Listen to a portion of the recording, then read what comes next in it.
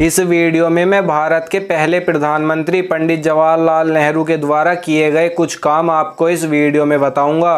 और ये जरूरी भी है कि आपको ये पता होना चाहिए कि तुम्हारे पहले प्रधानमंत्री ने देश के लिए किया क्या है। इस वीडियो में मैं आपको पंडित जवाहरलाल नेहरू की कुछ गलतियां बताऊंगा, क्योंकि ये कोई छोटी मोटी गलतियां नहीं बल्कि इतनी बड़ी गलतियां थी जिसे हमारा देश आज भी भुगत रहा है और पश्चाताप कर रहा है। अगर ये गलतियां नहीं हुई होती तो शायद आज भारत दुनिया का सबसे शक्तिशाली देश होता। तो आपको इन कुछ गलतियों को थोड़ा सा समय निकालकर वीडियो को बिना स्किप किए पूरा देखना चाहिए, जिससे भविष्य में ऐसी गलतियां दोबारा ना हो सके। तो चलिए शुरू करते हैं।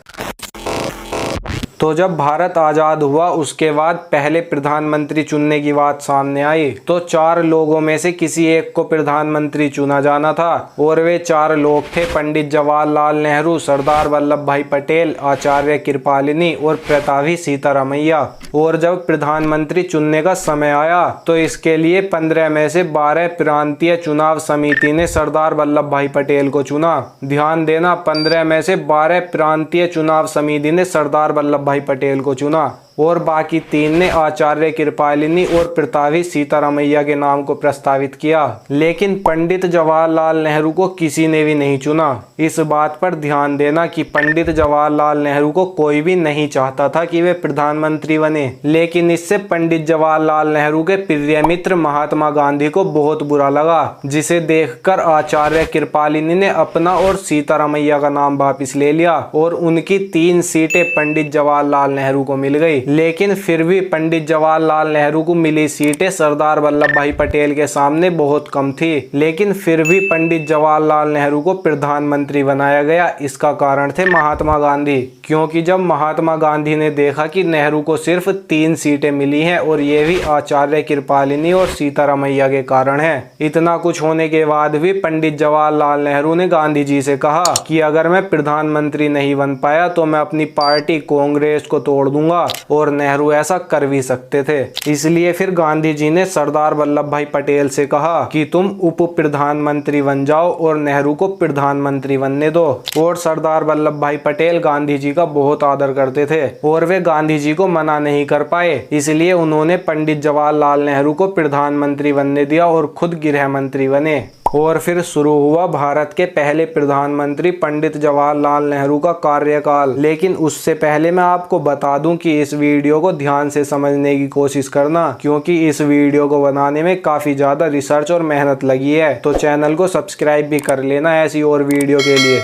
और अब बात करते हैं पंडित जवाहरलाल नेहरू के द्वारा की गई कुछ गलतियां। तो सबसे पहली गलती थी जब भारत पाकिस्तान के बंटवारे के बाद कश्मीर को मुक्त छोड़ दिया गया था, जिसके कारण पाकिस्तान ने कश्मीर पर हमला कर दिया और कश्मीर पर कब्जा भी कर लिया। जिसके बाद इसकी खबर जब भारत के गृह मंत्री सरदार वल्लभ भाई पटेल को दी गई तो सरदार वल्लभ भाई पटेल ने तुरंत सेना तैयार की और कश्मीर में भेज दी, जिसने कश्मीर से पाकिस्तानियों को खदेड़ा और कश्मीर को अपने कब्जे में ले लिया। लेकिन जब इसके बारे में प्रधानमंत्री पंडित जवाहरलाल नेहरू को पता चला तो उन्होंने नाराजगी जताते हुए कहा कि तुमने मुझे बिना बताए सेना कश्मीर में क्यों भेजी।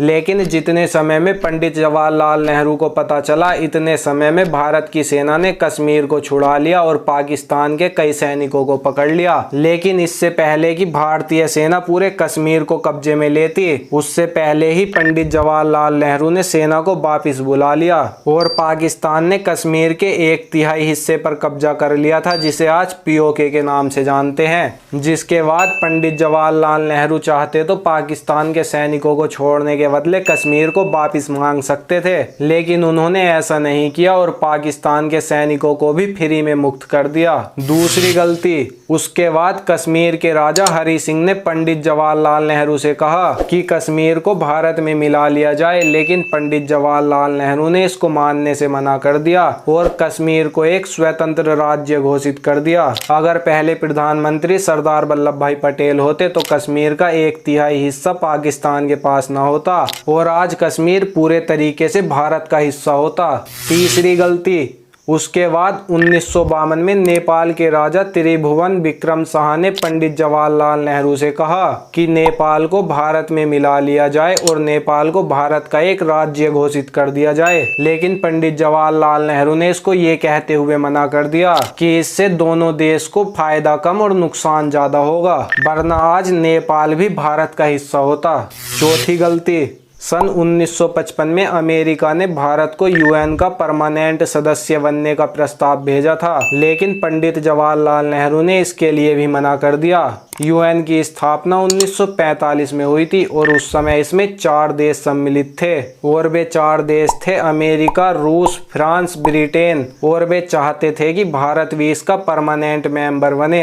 लेकिन पंडित जवाहरलाल नेहरू ने इसके लिए चीन को आगे कर दिया और यूएन का परमानेंट सदस्य बनवा दिया, क्योंकि पंडित जवाहरलाल नेहरू हिंदी चीनी भाई भाई का नारा लगाते रहे और उसके बाद भारत चाहकर भी यूएन का सदस्य नहीं बन सका, क्योंकि चीन ने कभी भारत को यूएन का सदस्य बनने ही नहीं दिया, जिसे आज वीटो पावर के नाम से जानते हैं, वरना आज भारत के पास भी वीटो पावर होती।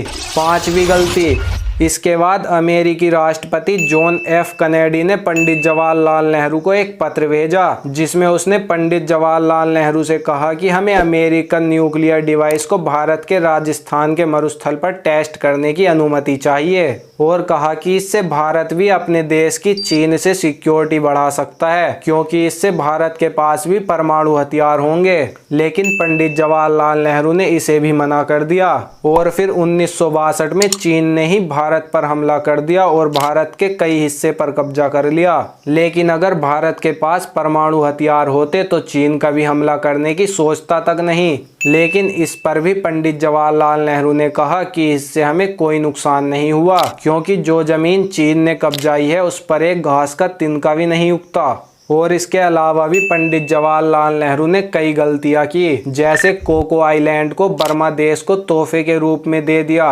और फिर बर्मा ने कोको आइलैंड को चीन को तोहफे में दे दिया और चीन आज उसी से भारत को आंखें दिखाता है। और पंडित जवाहरलाल नेहरू का चीन के साथ पंचशील समझौता करना, जिसके अंतर्गत पंडित जवाहरलाल नेहरू ने तिब्बत को चीन का हिस्सा मान लिया और फिर उसके बाद चीन ने तिब्बत के रास्ते होते हुए ही भारत पर आक्रमण किया था। इसके बाद जब चीन ने अपने देश का मैप पब्लिश किया तो भारत के कई हिस्सों को अपने मैप में दिखाया, लेकिन पंडित जवाहरलाल नेहरू ने इस पर कोई ध्यान नहीं दिया और एयरफोर्स को चीन के बॉर्डर से दूर रखा। तो ये थी इतिहास में की गई कुछ बड़ी गलतियां। अगर आपको ये वीडियो इन्फॉर्मेटिव लगी हो तो इसे लाइक करके अपने दोस्तों तक जरूर शेयर करें और चैनल को सब्सक्राइब करना मत भूलना। और अगली वीडियो किस टॉपिक पर चाहिए कमेंट में जरूर लिखें। जय हिंद, जय भारत।